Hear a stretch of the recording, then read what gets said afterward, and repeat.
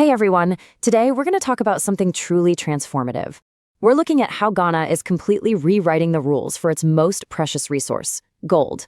And this is about so much more than just money. It's a story of empowerment that's been 500 years in the making. So let's jump right in with the big question. For half a millennium, Ghana, you might know it by its old name, the Gold Coast, was shipping its raw gold out, and other countries were getting rich refining it. Now, that entire system is being flipped on its head. So what on earth just changed?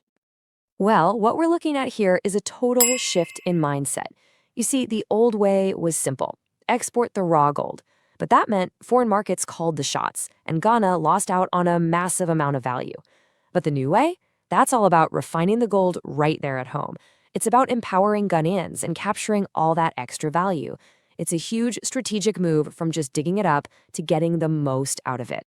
Okay, so to really get why this is such a huge deal, we've got to take a quick look back. We need to understand the history here, because for centuries, the name Gold Coast meant incredible wealth, just not for the people who actually lived there.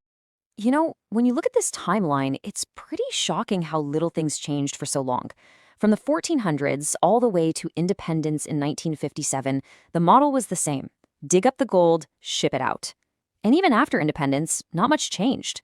So you have Ghana becoming Africa's #1 gold producer, but most of the real money, the real value, was still being made somewhere else. This analogy just nails it.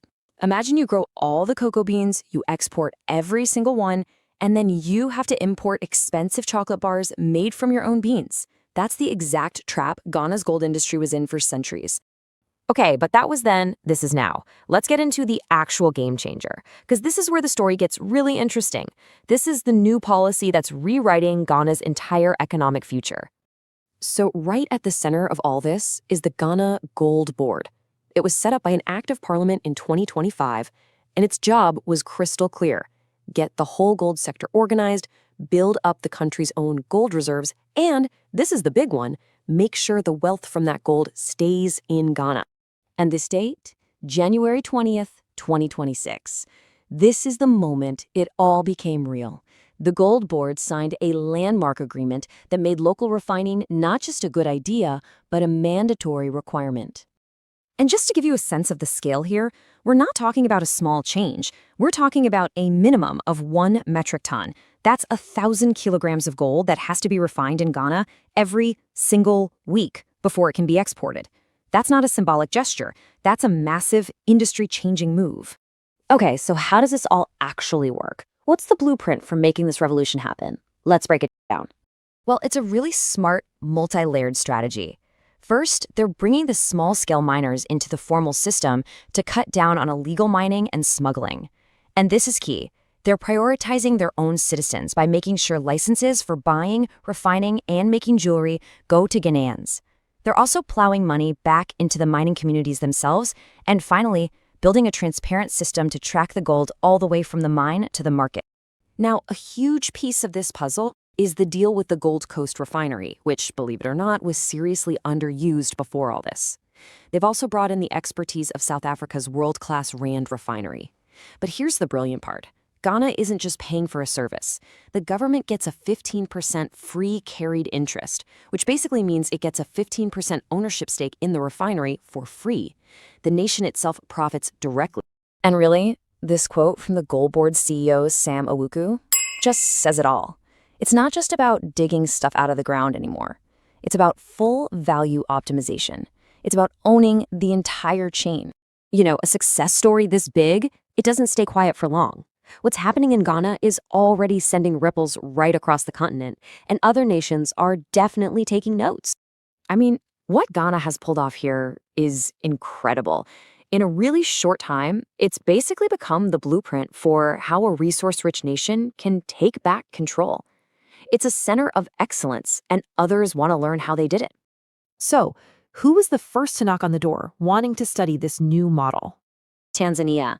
A high-level delegation, 15 members strong from their mineral commission, flew to Ghana for one reason: to study how the Gold Board works. And this is so important. We're seeing African nations turning to each other for solutions, not looking elsewhere. And look, this wasn't just some friendly tour. The Tanzanians came with a mission.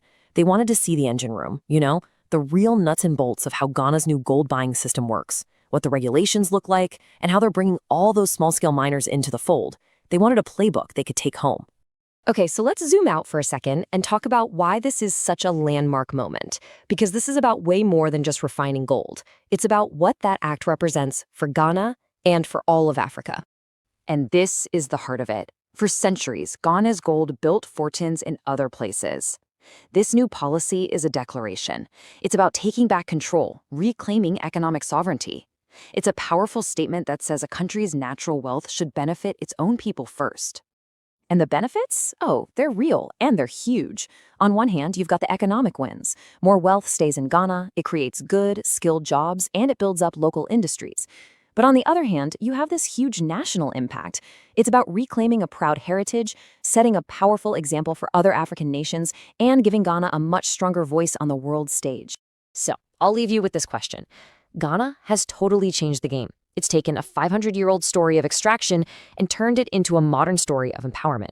And with countries like Tanzania already lining up to learn, you have to wonder, is this the blueprint? Are we watching the start of a whole new chapter for resource sovereignty right across Africa?